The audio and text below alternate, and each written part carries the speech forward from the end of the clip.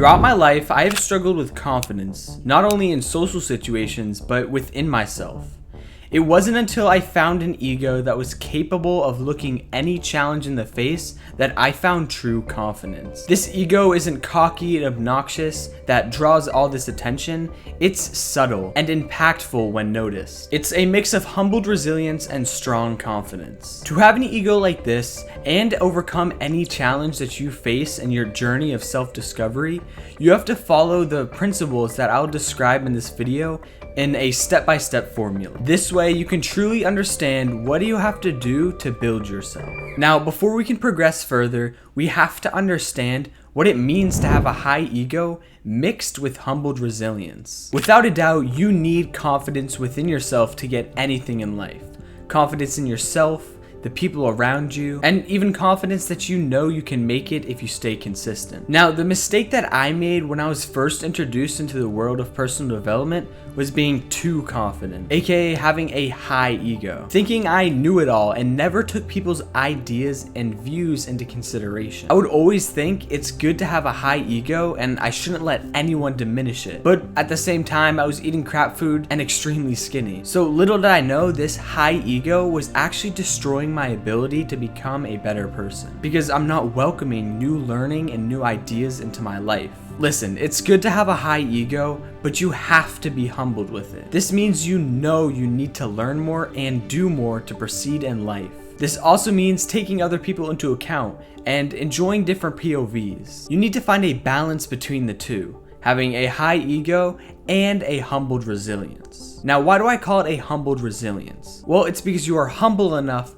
to know that you need to take action and you need to learn. But it's resilient so no one can tackle you for it. We all know that guy who's too humble, too nonchalant. On the surface, it might seem good, like they don't care about anything.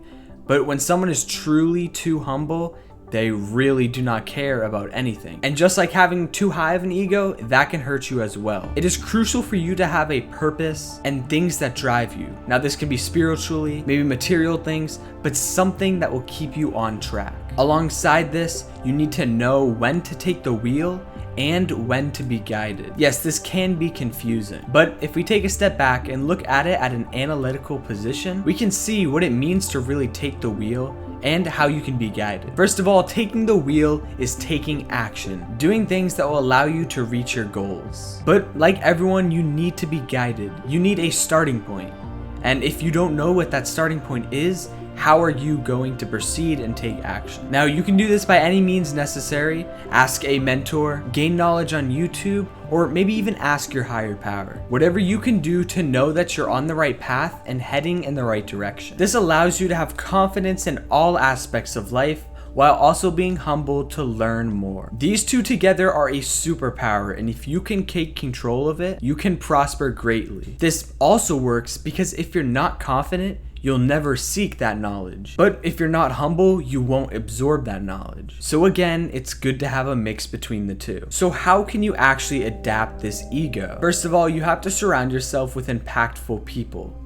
This not only humbles you, but allows you to learn. A lot of people get into the misconception that networking is key. People go into networking just for the purpose of networking. You should be networking to collaborate, to be able to work together with the other person so you can both build off each other and reach your goals. You can look at people who were in your place that you are in now, or people that are in a situation that you want to be in. To be guided, you can use other people's failures as guidance points. Now, yes, you do have to fail yourself sometimes, but why not use other people's failures and mistakes to reduce the risk? Another thing people don't usually do is they don't network with people who are below them. Now, it is always good to talk to the people around you no matter the person. Now, obviously, if they're negative and constantly beating down on you, that you should avoid. But if they're in a situation that you're not in, give them guidance and that will come in return. Now, the reason why collaborating with other people who are better than you makes you humble is because you are constantly keeping in mind those people and realizing that you didn't do it all yourself. Now, you should be grateful for these people because eventually you are going to have to return the favor. You'll be surprised on how much faster you can grow with the help of other people. Listen to this example by Mr. Beast. But like, you mess up, you learn from your mistake, you mess up, you learn from your mistake. You in 2 years, might have learned from 20 mistakes.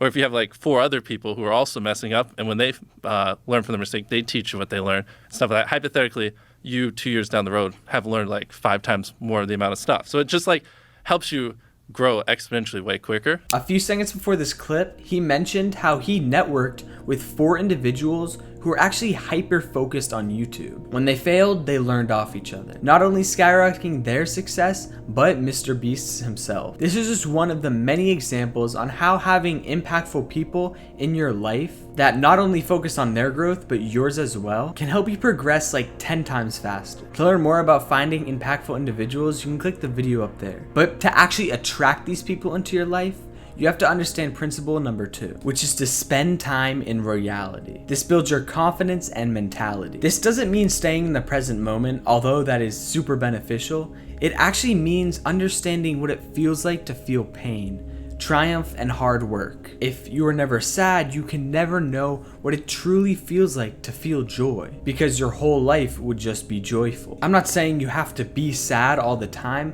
I'm just saying this as a simple example. If you never knew what it's like to feel true pain in the gym, how are you going to appreciate your physique? This means doing the things that are challenging.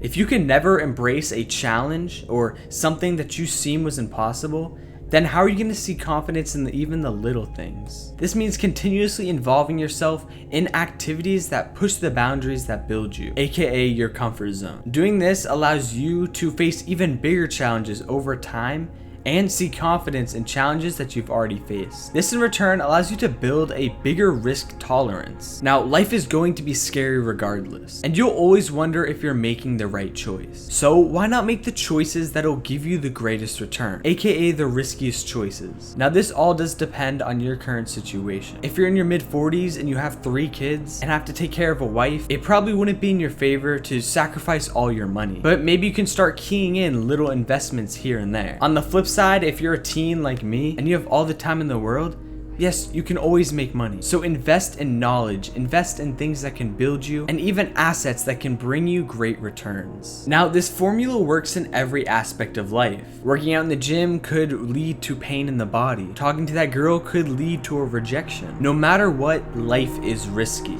So take the risk that can give you the biggest reward determined on your current situation. And no matter what, fail or win, you will learn. I have countless videos on how you can step out of your comfort zone and manage that risk tolerance. If you want to find out more, you're gonna have to watch this video.